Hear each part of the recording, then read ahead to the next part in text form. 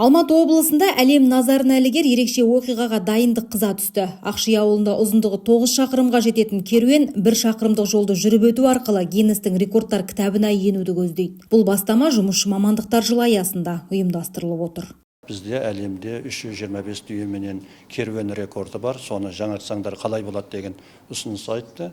Оны ойланбастан иә дедік. Соныменен алдағы болайын деп атқан 20 қыркүйектегі іс-шарамыз әлемдегі ең үлкен түйе керуен, әлемде осы 1000 түйеменен рекорд қоюға жұмыс жасап жатырмыз. Бұл жаңғыз менің рекордым емес, бұл облысымыздың, Қазақстанымыздың әлемге Қазақстанның ауыл шаруашылығын паш ету. Оның ішінде ата кәсіп, осы түйе шаруашылығының бар екенін, осындай жетістігімізді көрсету мақсатында бұл мына өскелең ұрпаққа тәлім тәрбие, артымнан келатқан осы ауыл шаруашылығындағы мамандарға үлкен серпіліс береді деп ойлаймын. Керуенге Дәулет Бекет серіктестігіне тиесілі нар түйелер қатыспақ. Мұнда бүгінде 5000-ға жуық түлік бар. Әр түйеге бір-бір ерікті бекітіліп, барлығы 1000 түйемен 1000 адам белгіленген межеге жетпек. Шараның басты мақсаты еңбек адамының мәртебесін көтеріп, агротуризмді дамыту.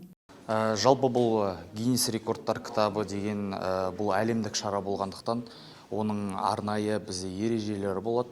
Басты ережелердің бірі ол 1000 бас түйе 1 километр қашықтықтан А пунктінен Б пунктіне өту керек. Үстінде жабыны болмау керек. Түйенің себебі жануарларды қорғайтын ассоциацияның айтуы бойынша ешқандай жабын көрсетілмеу, тек ноқтамен түйені әр волонтер сүйреу керек болады.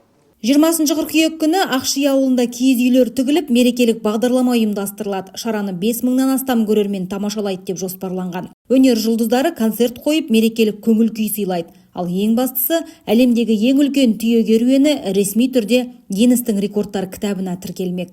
Жадыра Қуанышбек, Абылай Құттықбай, Қонаев медиа.